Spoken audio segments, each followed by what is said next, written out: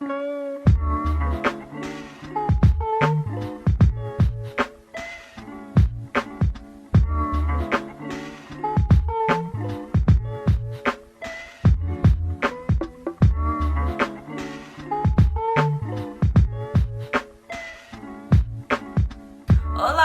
¿cómo estás? Muy bien, ¿y tú? Chaqueta. I took 4 years of Spanish. That's all I got, brother. That's all I got. Chaqueta is my favorite word in Spanish. It means jacket. It's just a fun one. ¿Dónde está chaqueta? What is that extra accent I added on there? I felt racist. What the fuck is going on, dude? What the F is going down? Long time to talk. I skipped last week, and then the last 2 weeks were podcasts from when I went to Texas. And yeah, here I am. Hello. I wanna, sorry, I'm sweating. You make me nervous.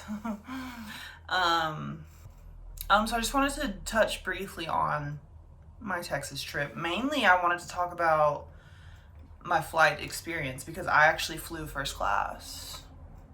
Yeah, it was baby's first class flight. It was fucking awesome, dude. And I literally, as soon as I sat down, I was like, I'm never not flying first class. Like, if I am gonna travel somewhere and I can't afford first class, guess I'm not going. I guess I'm not fucking going because, dude, especially if you're a big person like me, because that was my main thing with first class was, okay, let me back up. My parents are cheap. I'm usually cheap. So I've really only ever flown like Spirit or Frontier, which, if you don't know, they're famously, that's a word, famously cheap. And hey, you pay for what you get. So it's not quality. When I went to Florida last summer, I flew by myself for the first time, and I either got Frontier or Spirit, I can't remember. Of course, didn't even think about first class for them.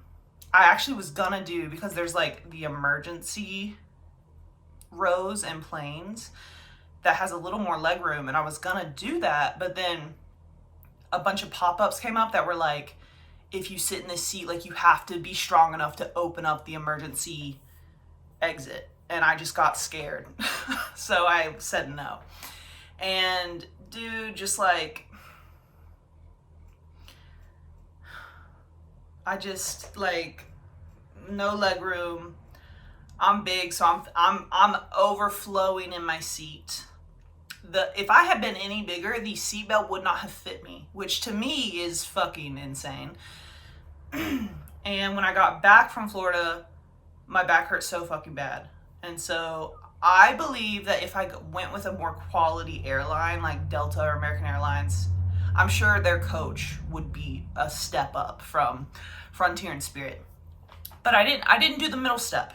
I just jumped straight to first class of American Airlines. So I decided to fly first because the flight to Florida is like, I think it was like an hour 30, hour 45, but the flight to Texas was like 3 hours, possibly more. I think it was like 3.5 hours. So I was like, dude, my back is not gonna be okay, so let's go first class. And bruh, I don't know if you've ever flown first class, but let me tell you about my experience, okay?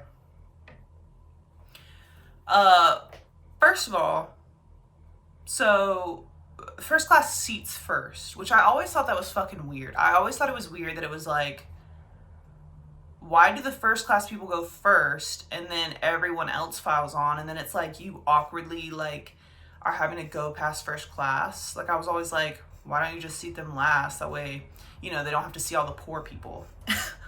But they seat you first, and then while they're seating everyone else, the flight attendant is coming around, like when there's like gaps in the line trying to get on the plane, they're coming around going, hey, do you want like a pre-flight drink?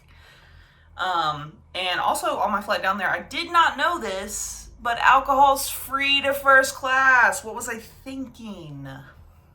And actually the flight down there, I was getting really anxious because it was stressing me out how much the flight attendant was like coming up to me, because I don't want to talk to anybody. I just want to be left alone.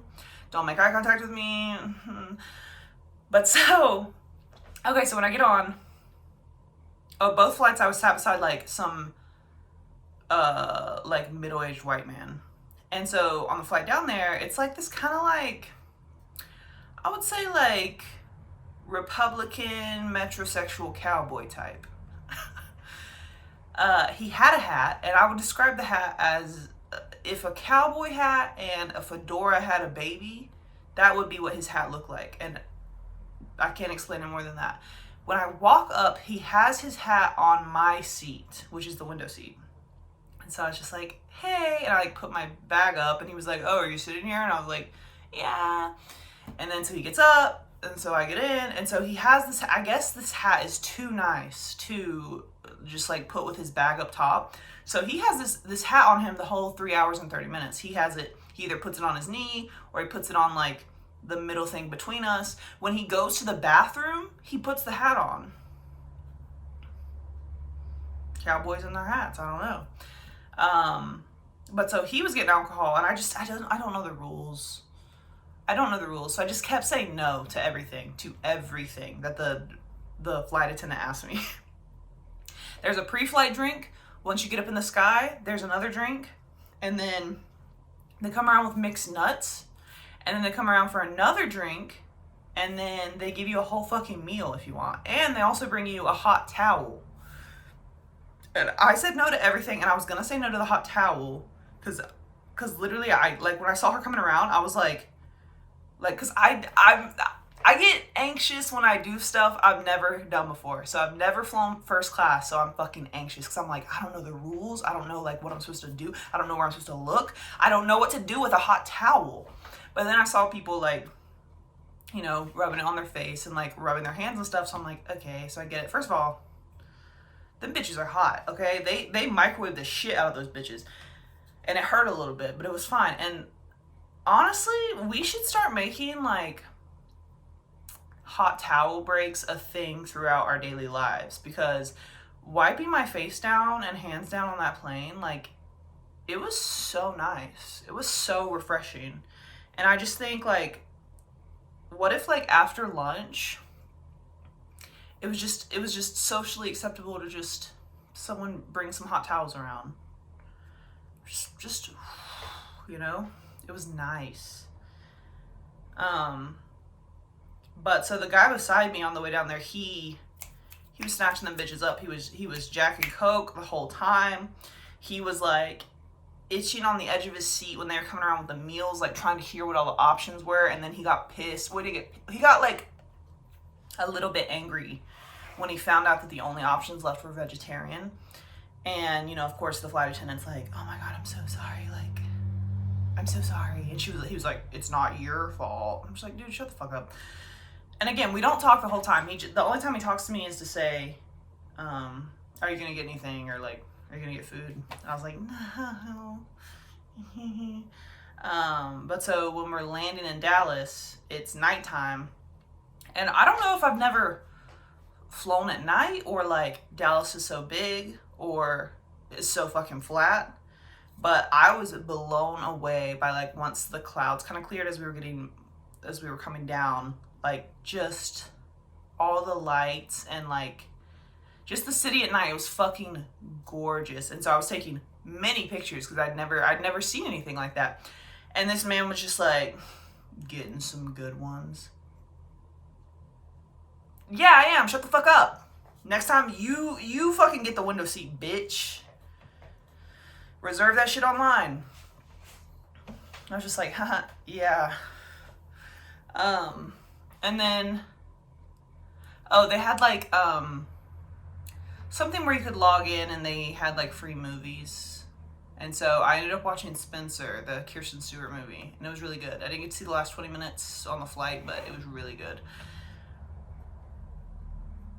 And yeah, and also it's so fucking annoying that like right when the plane lands, pretty much, like once it stops moving, bitches are hopping out of their seat to like stand like they have fucking scoliosis in the aisle when like they haven't even opened the doors yet. And then even after they open the doors, you're like frantic to fucking get out as if your bags are gonna get to baggage claim any faster. They're not.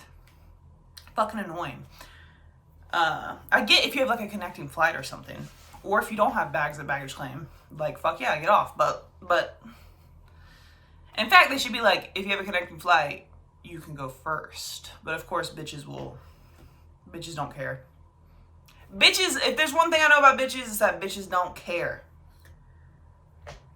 But on my flight back, it was another middle-aged white man, and he was nice. And by nice, I mean he didn't talk to me. We both just read a book the whole time. But this time, I was going to get a drink. And I got on too late, apparently, for the pre-flight drink, which was sad. And then I got orange juice and vodka, and bitch, I was feeling it. I was reading my book like, I can't wait to get another one of these bitches. But they never came back around and asked me what I fucking wanted. So now I know. And now you know, in case you didn't know. First class, alcohol's free. Let's go. And yeah, it was fucking great, and I loved it. And like, I just had so much room, and like the middle thing between me and the straight white men like was big enough that it didn't feel like I was like up on a stranger. It was just so fucking nice. Anyways, what else has been going on? If you know me, which most people who watch this know me, I have been, since January, I have been getting a tattoo almost every week.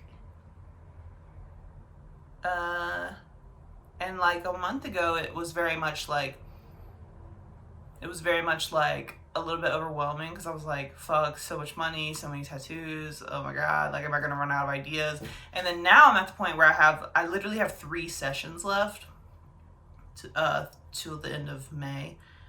And to me, it doesn't even count, because one of them is for Aaron's birthday, so I only have 2 sessions left. And now I'm like, fuck, I don't want it to be over. But also, like, for the 2, I'm definitely just gonna doing touch-ups for one, but for the other one, I'm like, I don't know what to do for my last one.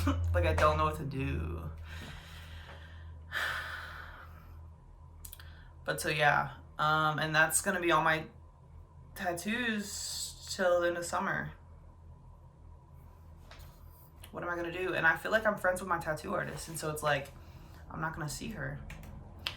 I didn't see her for like 2 weeks recently, and when I saw it, it felt like I hadn't seen her in like 2 months. It was crazy. But yeah. Oh, also a new porch cat just dropped. It's this little like black and white tuxedo cat. And I've seen it a few times, but here recently I've been catching it sleeping on my front porch on my love seat out there, and it's so cute. And one day it was coming up to my house when I pulled up, and when I got out of the car, usually it'll didn't run. I was kind of talking to it. It like was meowing back to me. It came all the way down to the porch. It like flopped on its side on the porch, like showing its belly and stuff. And it let me get pretty close to it, but then it got like kind of spooked and ran. It better watch out, because I'll literally snatch that bitch up and I will take him to the Humane Society to have a better life if he doesn't watch out. He's about to fuck around and get a new family. He's about to fuck around and get neutered / spayed and get chipped and get, I almost said radiation.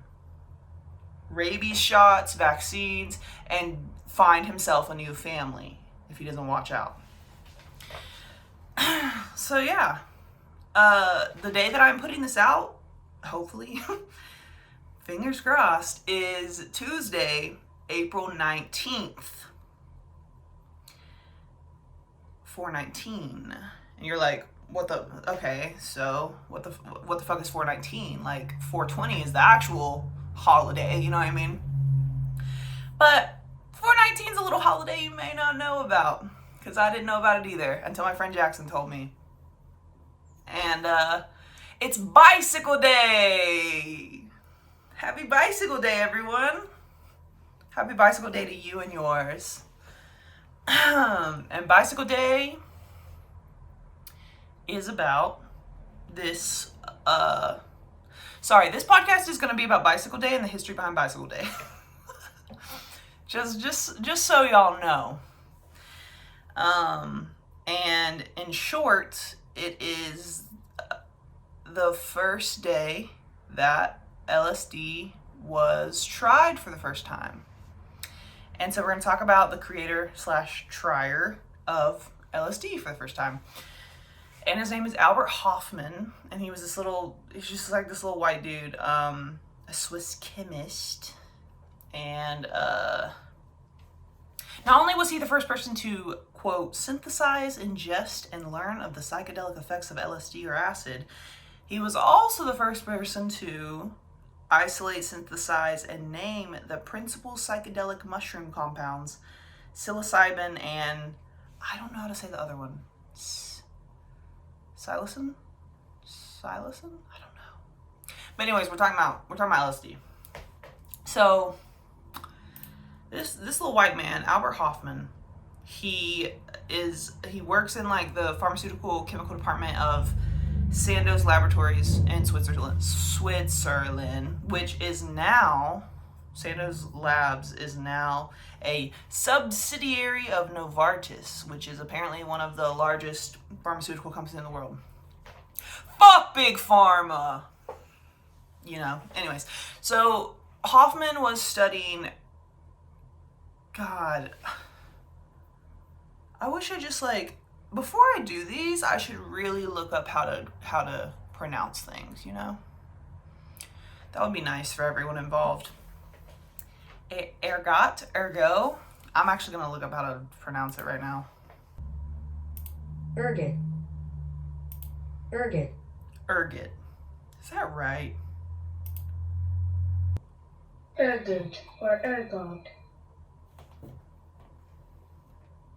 Ergot or ergot. You can't give me two options. Ergot or ergot. Okay. You choose. I'll say ergot. Ergot? First thing said ergot. I'll say ergot. I'm gonna say ergot. Okay, so he's studying ergot fungus, which grows, quote, parasitically on rye and to a lesser extent on other species of grain and on wild grasses. And I was literally like, so what the fuck is ergot? And actually, Hofmann wrote a book called LSD, My Problem Child. And I get a lot of info from his book. I read like the whole first chapter and it was pretty good. But anyways, he's a smart dude. I'll say that. He's a smart dude. Even when I didn't know what he was talking about, it was still easy to read, which says a lot, I think. But so, how did I say I was going to pronounce it? Ergot. So, quick history on ergot. Ergot, besides being used medicinally, it can also act as a poison. And it first appeared in the Middle Ages during outbreaks of mass poisonings, which killed thousands of people at a time. Or maybe not killed, but affected. Definitely killed some people. And it was called ergotism, which is defined as, quote, a toxic condition produced by eating grain products, or grasses infected with ergot fungus, or by chronic excessive use of an ergot drug. Okay, so according to Hofmann's book, LSD, My Problem Child, he says, until recent times, epidemic-like outbreaks of ergot poisoning have been recorded in most European countries, including certain areas of Russia. With progress in agriculture, and since the realization in the 17th century that ergot-containing bread was the cause, the frequency and extent of ergotism epidemics diminished considerably.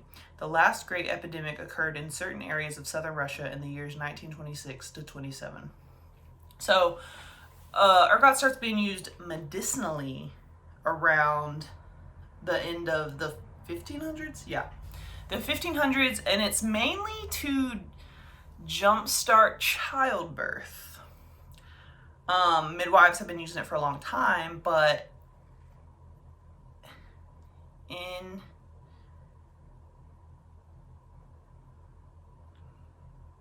midwives have been using it for a long time, like obviously since like the fucking 1500s. But in 1808 was the first time it was kind of entered into like academic medicine. It was published by American physician John Stearns in Account of the Putvis, again, don't know if I'm saying this right, Account of the Putvis Patierans, a remedy for quickening childbirth. But people stopped using it because they realized it was actually dangerous for the child, mainly because like they don't know the right dosage to use. And they said an uncertainty of dosage could lead to if the dosage was too high, it would lead to uterine spasms. So they just started to use it after childbirth to stop like bleeding and hemorrhaging or whatever. So anyways, that's that fungus. But so Hoffman is working with this fungus, ergot, and is extracting lysergic acid to, quote, purify and synthesize active constituents for use as pharmaceuticals. And on I thought that cat was back on my porch, but he wasn't. On November 16th, 1938, he made the 25th substance in a series of lysergic acid derivatives, lysergic acid diethylamide. Again, don't know if I'm saying it right. Abbreviated to Lsd-25 for laboratory usage. And this is a quote from his book. I had planned the synthesis of this compound with the intention of obtaining a circulatory and respiratory stimulant, an analeptic, during the testing of Lsd-25 in a pharmacological department of Sandoz, whose director at the time was Professor Ernst Röthlin. A strong effect on the uterus was established. It amounted to some 70% of the activity of ergobicine.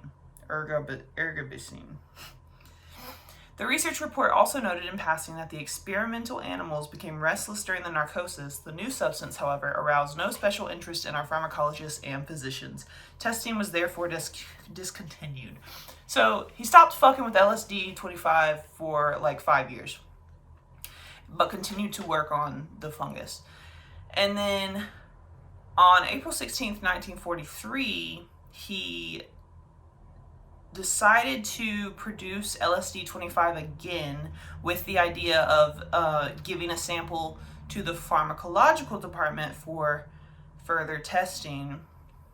And while he was synthesizing it, he absorbed a small amount of the LSD through his fingertips accidentally and started to feel some of the effects and just had to stop and like leave the lab. But so he described his feelings in a report that he sent to his professor, saying, "Last Friday, April 16th, 1943, I was forced to interrupt my work in the laboratory in the middle of the afternoon and proceed home, being affected by a remarkable restlessness, combined with a slight dizziness. At home, I lay down and sank into a not unpleasant, intoxicated-like condition, characterized by an extremely stimulated imagination. In a dreamlike state, with eyes closed, I found the daylight to be unpleasantly glaring. I perceived an uninterrupted stream of fantastic pictures, extraordinary shapes with intense kaleidoscopic play of colors. After some 2 hours, this condition faded away." So after this experience, he was like, "That's kind of fucking crazy, dude. Like, I'm gonna do a self-experiment on purpose." So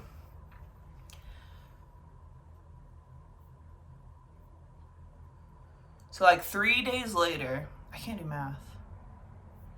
So yeah, like 3 days later, on April 19th, he decided to do his experiment. And so now, according to the Global Drug Survey, A first-time dose of LSD is recommended to be between 100 to 200 micrograms, which I don't even really know what a microgram is.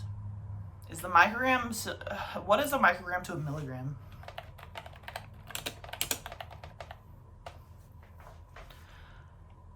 Oh, a microgram is like 0.001 milligram. Okay, so what is 100 micrograms?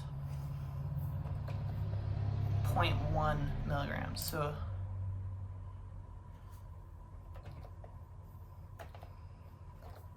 okay, I don't know why I'm looking this up. It doesn't mean anything to me. But so anyways, the recommended dose is 100 to 200 micrograms, which apparently is 0.1 to 0.2 milligrams. And he didn't know that, obviously, because it's being invented right now, dude. But so he just like guessed on what a good dose was, and he ended up doing 250 micrograms, which is 0.25 milligrams. So at 4:20 p.m., he took his dose with water, noting it was tasteless. At 5 p.m., he wrote, beginning dizziness, feeling of anxiety, visual distortions, symptoms of paralysis, desire to laugh. And then he realized how strong the dose was, and he was like, oh shit, I gotta go the fuck home right now. So, and he also said he noticed that the altered perceptions were of the same type as before, only much more intense, and he was struggling to speak intelligibly. Been there, bro. So he asked his lab assistant to escort him home. And so this was during World War II, and there was some kind of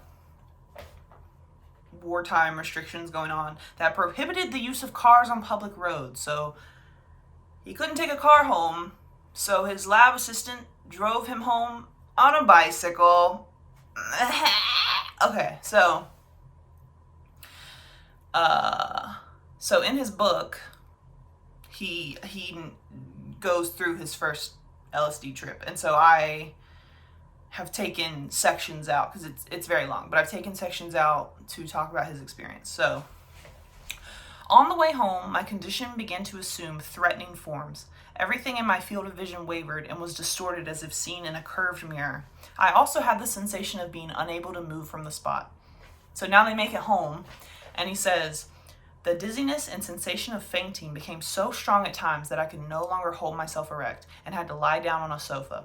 My surroundings had now transformed themselves in more terrifying ways. Everything in the room spun around, and the familiar objects and pieces of furniture assumed grotesque, threatening forms. They were in continuous motion, animated as if driven by an inner restlessness. So now he's convinced, like, oh shit, I accidentally poisoned myself. So I need to drink milk. So he asks his lab assistant to go ask the neighbor for milk. And then he wrote, the lady next door, whom I scarcely recognized, brought me milk. In the course of the evening, I drank more than 2 liters. She was no longer Mrs. R, but rather a malevolent, insidious witch with a colored mask. Even worse than these demonic transformations of the outer world were the alterations that I perceived in myself, in my inner being. Every exertion of my will, every attempt to put an end to the disintegration of the outer world and the dissolution of my ego seemed to be a wasted effort. A demon had invaded me, had taken possession of my body, mind, and soul. I jumped up and screamed, trying to free myself from him, but then sank down again and lay helpless on my sofa. The substance with which I had wanted to experiment had vanquished me. It was the demon that scornfully triumphed over my will. I was seized by the dreadful fear of going insane. I was taken to another world, another place, another time. My body seemed to be without sensation, lifeless, strange. Was I dying? Was this the transition? At times I believed myself to be outside my body, and then perceived clearly, as an outside observer, the complete tragedy of my situation. I had not even taken leave of my family. Would they ever understand that I had not experimented thoughtlessly, irresponsibly, but rather with the utmost caution, and that such a result was in no way foreseeable? My fear and despair intensified, not only because a young family should lose its father, but also because I was dreading leaving my chemical research work, which meant so much to me, unfinished in the midst of fruitful, promising development. Another reflection took shape, an idea full of bitter irony. If I was now forced to leave this world prematurely, it was because of this lysergic acid diethylamide, and that I myself had brought forth into the world. So at this point, a doctor shows up, because yeah, he thinks he's like poisoned and he thinks he's having a fucking breakdown. So the doctor shows up, checks his vitals, and he's completely normal. Like, heart's fine, breathing's fine. The doctor just noticed that his pupils are extremely dilated. So the doctor was like, dude, just go lay in the bed and I'll just like watch over you.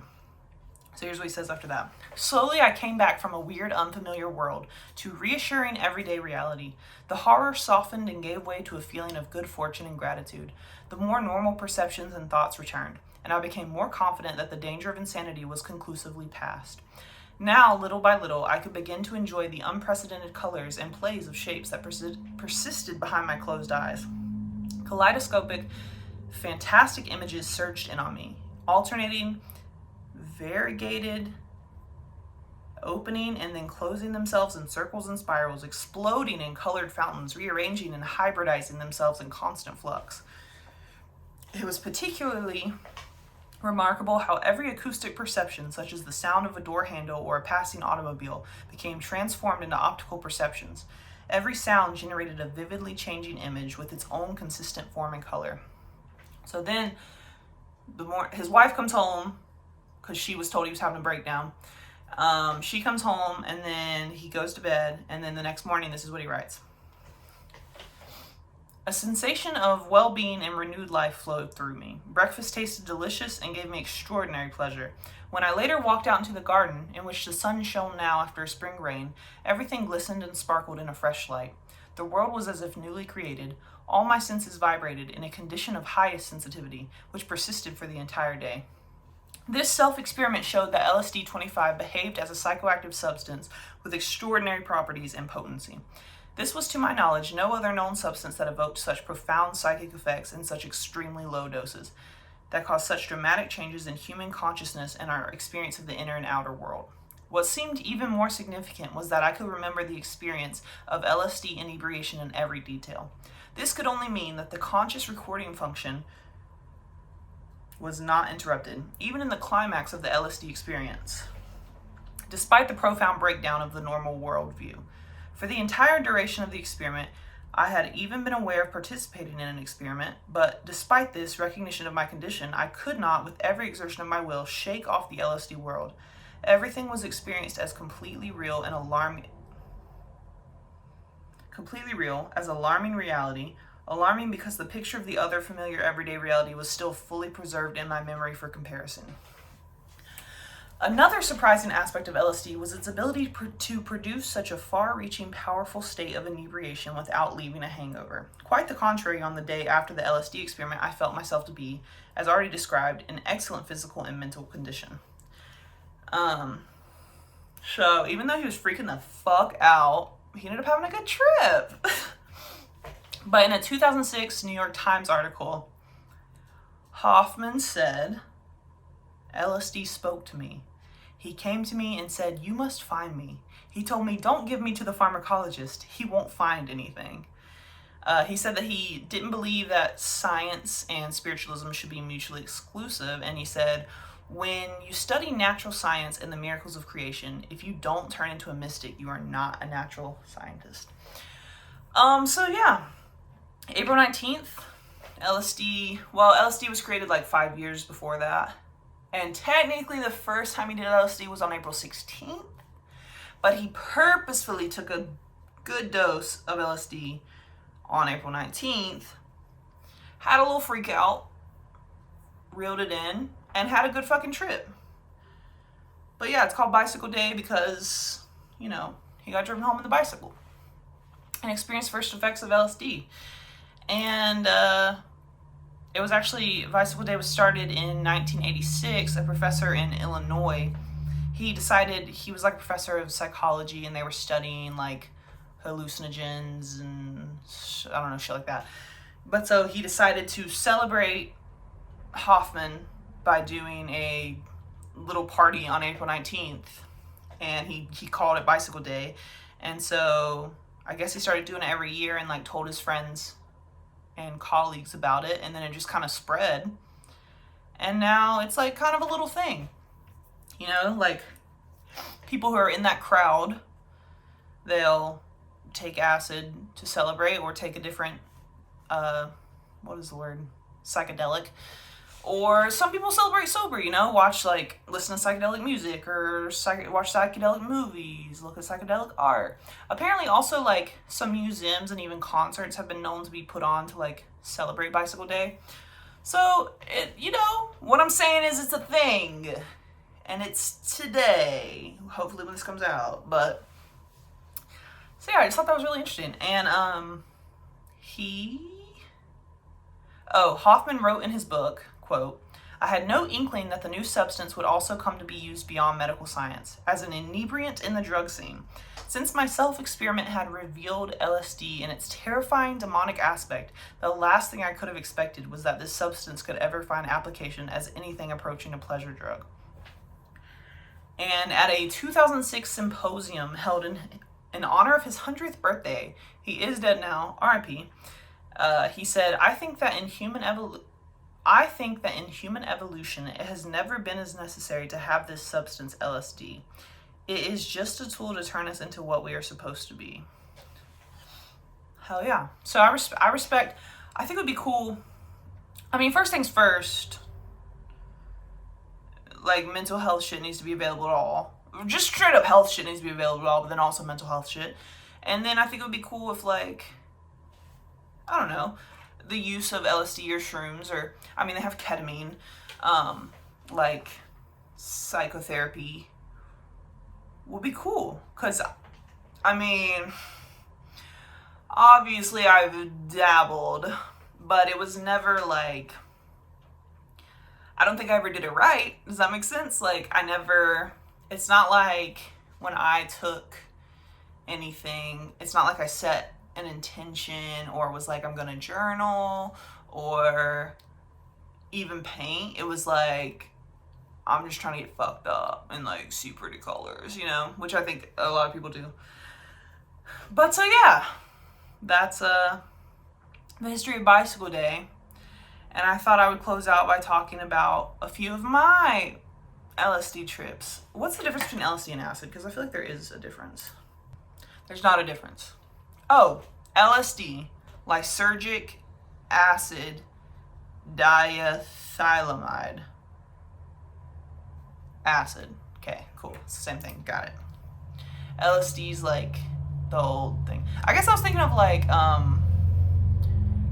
what's it called? Ecstasy and Molly. Aren't ecstasy and Molly different but the same? Molly is MDMA. Ecstasy and MDA are the same thing.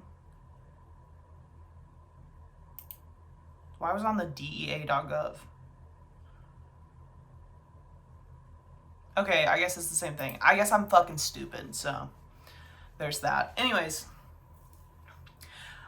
so the first time I did acid, I ended up not doing acid for a really long time afterwards because I didn't have a bad trip, but for some reason, like, I just walked away being like, I don't really like that. I think in the beginning, like, I can remember in the beginning, my friend, like, who was trip sitting me, took me on the Blue Ridge Parkway. We were, like, driving around. It was a beautiful day, listening to music, and I just remember, like, I couldn't stop smiling, and I couldn't stop laughing, and it's like, I was crying, but I wasn't trying to cry, And then I think I just hit a point where it was like, because acid lasts like 8 to 12 hours. I think I just hit a point where I was like, okay, I'm like tired and I'm over this. And I don't want to feel like this anymore. But then it was like, oh, you still got like 4 to 5 hours to go. So after that, I did not do acid for a long time because I was like, I don't like it. It's not my thing. I like shrooms. Which that still holds up. I think shrooms are my favorite. But anyways, so a few years after that, I decided somehow, because also, I don't know if other people who had drug experiences had a similar thing, but like, I mean, at least where I was at, acid was not always available, shrooms were not always available. Like, you just take it when you can get it, when you like find a connection. But so somehow we got back into it. We as in me and my roommates slash friends. And I'm trying to remember. I feel like my first time doing it after that first time, if this was the first time doing it, that was kind of crazy. But so I hate Thanksgiving and Christmas. And one year I just decided, especially Thanksgiving, I really hate Thanksgiving. Just one year I was like, I'm not going to Thanksgiving this year. And it was actually super fucking dramatic, and my mom got so mad at me for saying I wasn't going to go to Thanksgiving that year that she just randomly was like, I guess it wasn't random, but she just decided to say out loud, I don't think you're a good person. She's like, so are you coming to Thanksgiving? And I was like, no, I don't think I am. She was like, I don't think you're a good person. And I was like, you made me, bitch! Like, what do you want me to say? Also, are you projecting? But, so sometimes when I tell the story, it's like, oh, I didn't go to Thanksgiving and my mom called me a bad person, so then I just like stayed home by myself and did acid on Thanksgiving. But I was already planning on doing acid by myself on Thanksgiving, so it wasn't because of that, but that definitely added to like the power behind doing the acid alone on Thanksgiving. But so for some reason I decided I'm gonna take 1 tab of acid, and I have no idea how many micrograms or milligrams those are. Take 1 tab of acid, wait an hour and a half, and then take the second tab of acid. And also, past the first time, it was never like just acid. There was definitely weed. But then also, there may be whippets, or there may be alcohol. But so, probably that trip there was both, but I just remember, I guess it was like the come up from the second one. And I just like, I turned on Acid Rap by Chance the Rapper, which like, I know why he designed the album cover to look like that. And I lost the remote, and it felt like I was searching for the remote for like hours, and I would be like, oh my god, I'm wasting so much time of my trip just going from like the kitchen to the living room back and forth because I keep forgetting what I'm doing, looking for the fucking remote. And every time I look at the cat's looking at me weird because like the cat can tell that I'm on something, but like also when I look at the cat, everything about the cat is moving. And then I would look at my phone because I'm like, I'm wasting my trip. And then I would look at my phone and it's been like 2 minutes. And I'm like, that's crazy. So then it hit a point where I was doing that for so long that I was like, I'm like stuck in fucking time right now. Like, it was weird. But found the remote. But so again, I'm completely alone. I'm chill. I'm having a great time. I'm playing my music. I'm like dancing around, smoking weed. I'm doing whippets. And this bitch, who I used to work with, no longer worked with her, but it's like we did become friends, but like I suck, so I would kind of like ghost her a little bit. But she happened to text me because like everyone, like most people in town have gone home for Thanksgiving and shit, like it's college town. She happens to text me while I'm on acid, and she was like, hey, is there any chance like you have weed that I could buy off of you? Like, no one's here, my guy's gone home, like whatever. And so I was too fucked up to be able to text or like form sentences. So I called her and I was just like, hey, like I do have weed, but I am on acid, so you can come over and I'll give it to you. And she came in, and I could have swore she was there like 45 minutes or an hour, but when she left, she had been there for like 5 hours. And I was like, Jesus fucking Christ. Those were the main point. I feel like that was my first time back. That's crazy. But, oh man. Okay, literally, oh fuck. my phone is being used to record, but I remember from that trip, I like posted something on my Finsta. Oh, the cat's here. I posted something on my Finsta, like, it was scary. Hold on, let me see if I can find it. Honey, please, please. Okay, so I just went on my Finsta and I found the post I was talking about, and also Honey's here. Say hey, queen. Okay, so, all right. So this is from specifically that trip I was talking about. And this was actually during the time period where I was like, so much time was passing and I was like fucking spun around like looking for the goddamn remote. But so here's what I typed. I keep getting distracted and now I'm listening to acid rap, Chance the Rapper, that's all. Space. I'm tripping so hard I keep forgetting what I'm doing and I keep thinking there's something in my peripheral question mark? Jesus, I keep getting aware a lot. Listening to acid rap is crazy when you're on acid. Who wouldn't? It's space. I put a space when I get distracted for a long time. Space. I feel like the music is controlling everything right now. That sounds dumb and I realize that. Space. I want to post this to get it out of my way, but I don't want to post it because I realize that it's dumb and that I'm in acid. Space. But I also want to have like an open journal. I keep forgetting what I'm doing, and then when I look down and see a pen and paper, I think, oh, that's, and then space. I just realized I have to keep typing to keep them away. Okay, that sounds crazy. Space. Do not be mistaken. Space. I am having a good time. It's crazy. Space. Love. So yeah. Sounds like I had a really good time. Sounds like I was having a similar time to Homeboy. But so yeah, after that, my roommate Allie and I, we like did a little bit of acid together a few times. And I really got convinced that every time I do acid, like something kind of fucking crazy happens. Like I would say with that first one, I would say the coworker I haven't talked to in a long time coming over and hanging out for 5 hours is kind of crazy. That's kind of crazy.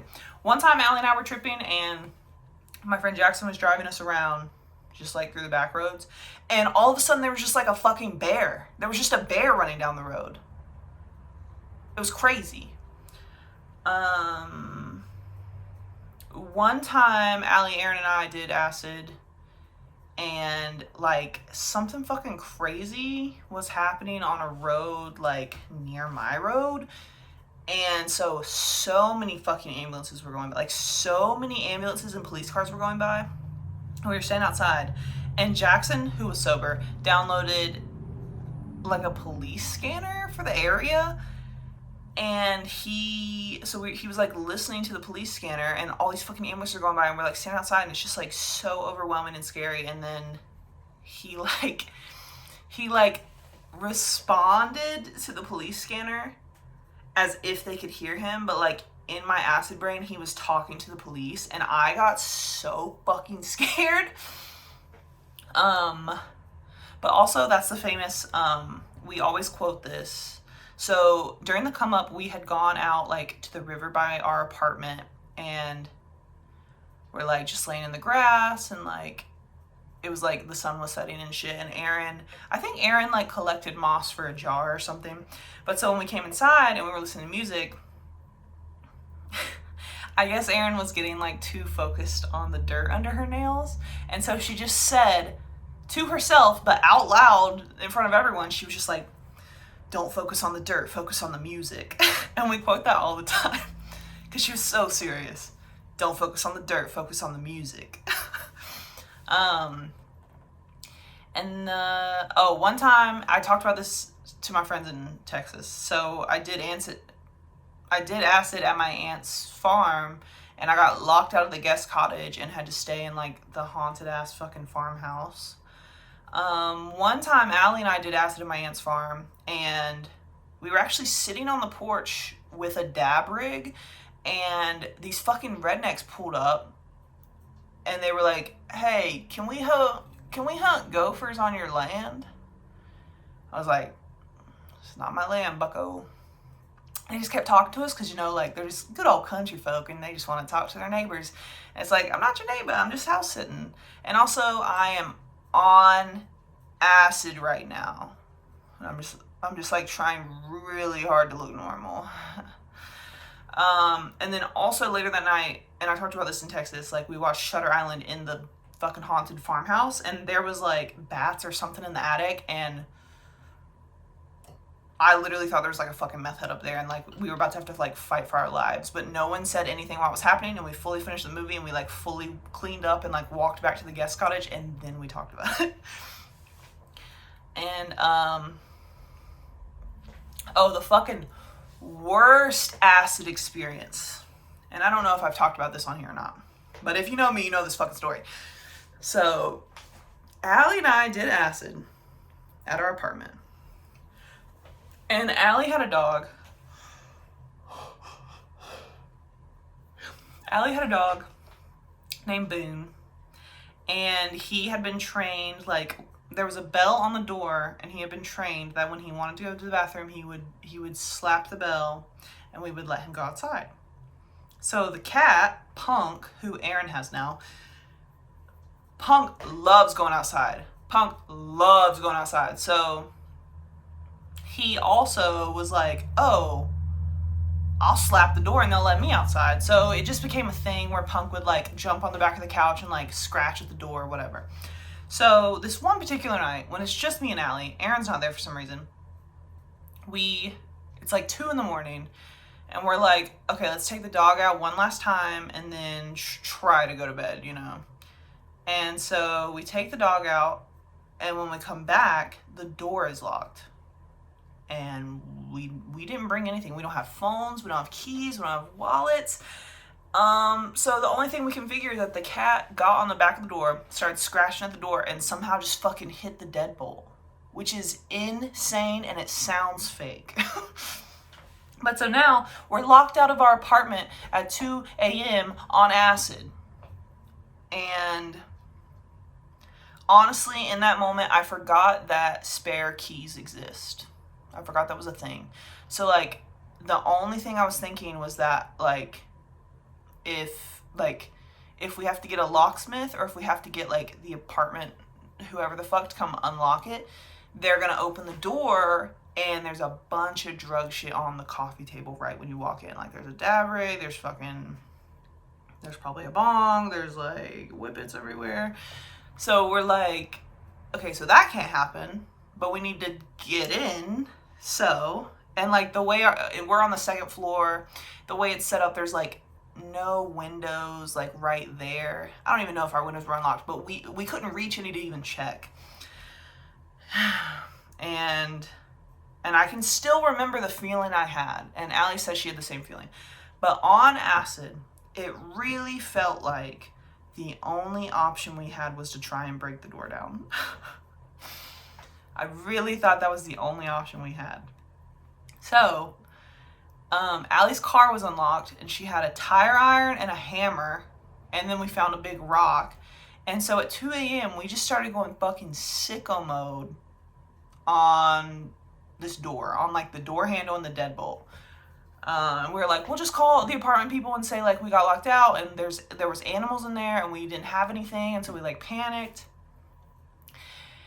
And we were unable to break the deadbolt open, which is good considering like no one could have got into us. But so we're like, fuck. Also, we had the dog the whole time because the dog doesn't understand what's happening. The dog's like, why can't we go inside? So then we just end up sleeping in her car, and then we wake up. We have no idea what time it is because we don't have a phone. The car's not on. Can't tell what time it is. And so Allie stays with the dog, like, at the apartment at her car, and I walk. It was probably, like, a half mile, something like that. It wasn't super far. I wouldn't have volunteered to walk it normally, but so I walked to, what's it called? What's an apartment? What's it called? The rental place? The leasing office. I walked to the leasing office. They don't open till like 8, and it's 7. And so I remember at first I like walked up there. I could see a guy in there, but like I didn't want to. I already look like a problem. And I remember I sat on the pavement and I was looking at the asphalt and it was still like swirling and shit. And I was like, God damn it. And so I just ended up walking a little bit further to this little restaurant that has, I think I used the bathroom there. And then it has like a porch with like rocking chairs. So I sat there for a while and I could see there was some other like a vet place that had like a big sign that had the time. So I waited there till 8. I think it was like 7 something. So I had to wait there for like 30 minutes. And then, so I walk back to the place and I like give the lady this whole story about like, it's just me and I'm supposed to be watching my roommate's animals. I stepped outside. The cat locked me out. I didn't have anything. I tried to break down the door. I couldn't. And they were just like, okay, yeah. And they just like, hand me a spare key. And I'm like, holy fuck, why didn't I think they would give me a spare key? Like, I was imagining that they would take me there anyways. So I'm all excited because I'm like, they're not even gonna see it. And so I walk all the way back with the spare key, so fucking hype. Guess what? We didn't break the door down, but we did break the deadbolt enough that a key would not work. So now I walk all the way back and I explain again. And so like the leasing office manager, whoever, like gets me in her car and they make some kind of maintenance guy follow us. And she even tries to use a master key.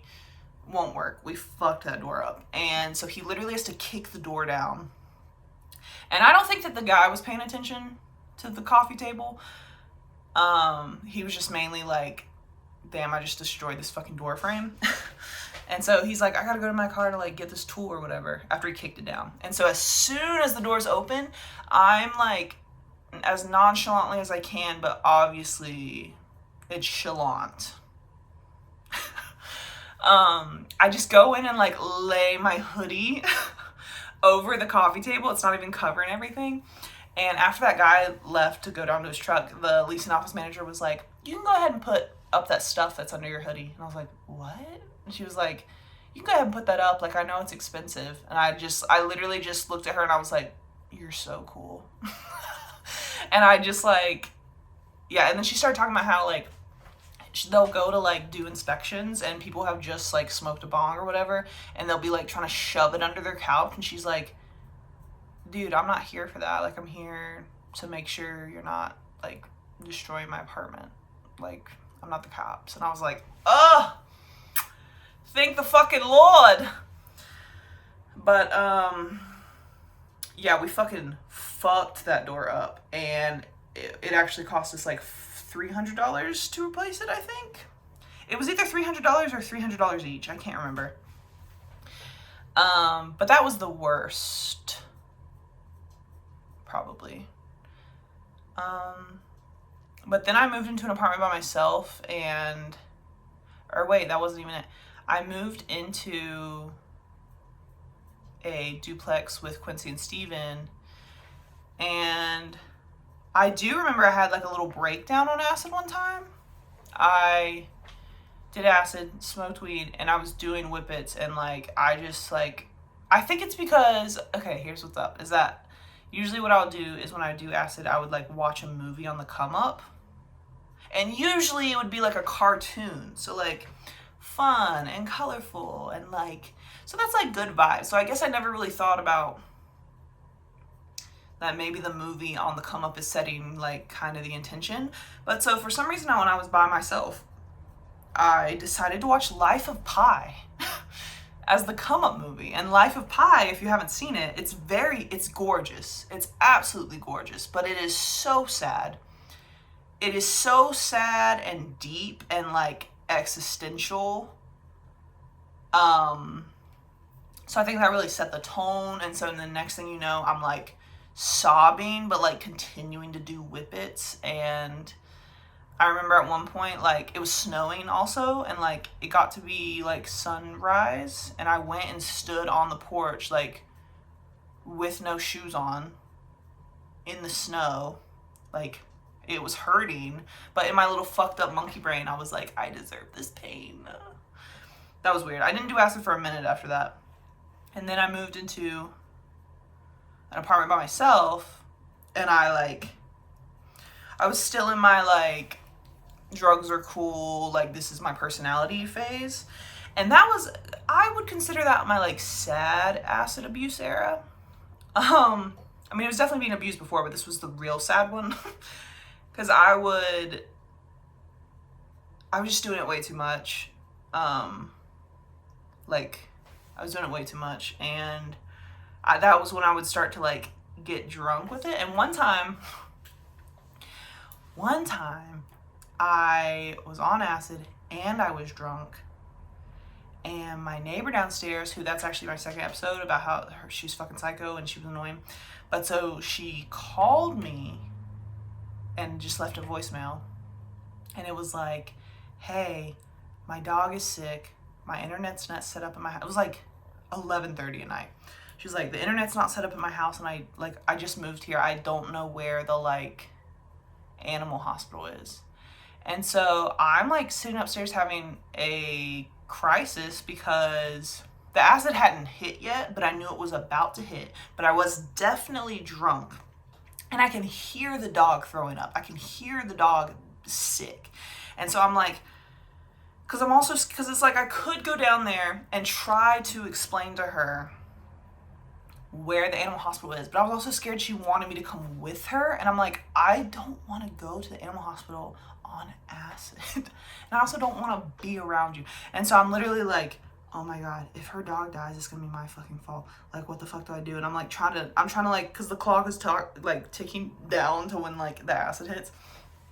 But then thank God she fucking called me back and she was like, oh, never mind, like I called 411 or information or whoever the fuck, which I didn't even know they still had that. I didn't even know they still had that.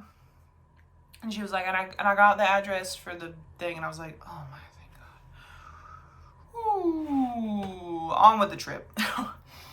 And I also, and this is sad, but I would get into a phase where like, okay, so I would get drunk and I would do acid, and I had like this shitty little handheld like video camera, and I would just like, maybe it was kind of therapeutic in a weird way, I don't know. Looking back, I feel like it's sad, but I would just set it up and I would just talk to it.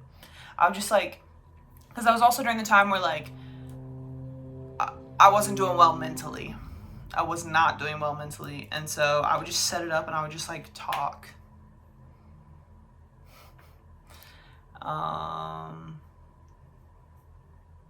Or I would do my makeup and I would just take a bunch of pictures of myself. And it was weird. But I'm here now. I haven't done acid in a long time. I don't know if I would do... Oh, that's not true. Okay. The last time I did acid was...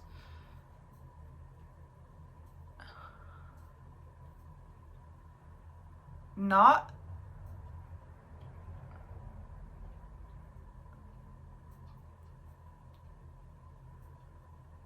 What did I do for my birthday last year?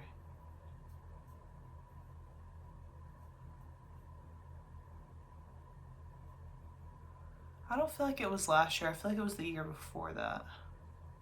But I cannot remember what I did for my birthday this past year. I feel like it was 2 years ago. But Allie, Everett, and Soul came to visit me for my birthday, which was really fun. And I had like, it was literally the last acid that I had, and I was planning on doing it for my birthday. And so now there's 4 people, and so I was like, I had 2 tabs, and so I was like, oh, if we could all take a half. And honestly, we either should have done less than a half or we should have done none, because it was like, we all felt it. It was like a little too intense to be comfortable, and it fucked our stomachs up. But it ended up being fun. We ended up watching so much like Cody and Noel.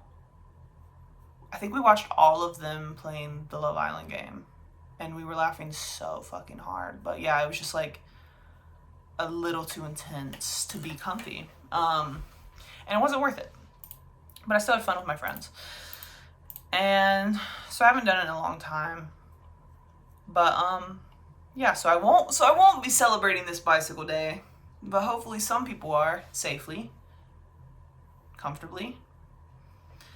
Don't do acid unless you're in a comfortable place. First of all, test your drugs. I never did, but you should.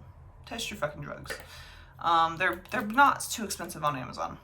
I would now. If I was doing drugs like that now, I would test them. I hope. But don't do it unless you're in like a comfortable place with people that you know and trust and feel comfortable, because the acid will bring out your your paranoia and anxiety. And I think I talked about this in a Jackass episode, but there was this dude that Jackson and I used to work with. I was around that motherfucker way too much. I actually could do a whole fucking episode on him, but he was kind of a crazy person. And I worked 2 different jobs and was in an a cappella group with him. This motherfucker haunted my life for years, and I let it happen. But so I guess he was just like really wanted to try acid. He had never done acid. And so there was a girl that we worked with.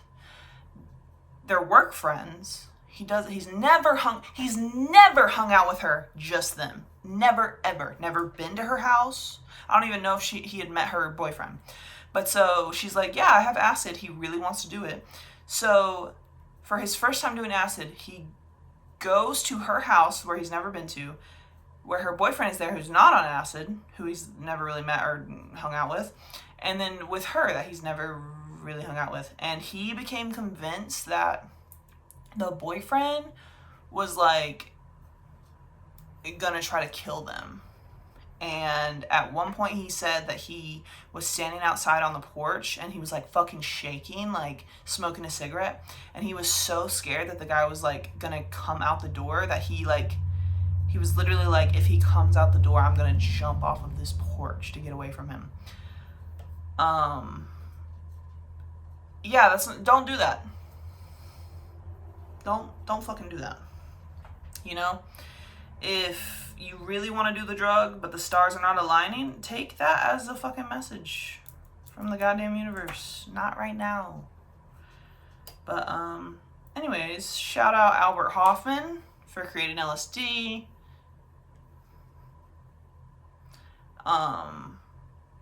And happy Bicycle Day to you and yours. If you watched this far, thank you so much. If you didn't watch it, fuck you. My name is Ash. This is No Eye Contact. I don't think I said it was no eye contact in the beginning. Hopefully you know it's no eye contact. But, yeah, sorry I took a break for a week, but hopefully we're getting back into it. Next week should be Taurus. Should be about the sign Taurus, because it's Taurus season, baby. Well, not yet, but it's about to be. So, yeah. Bye. Hope you have a great week. See ya.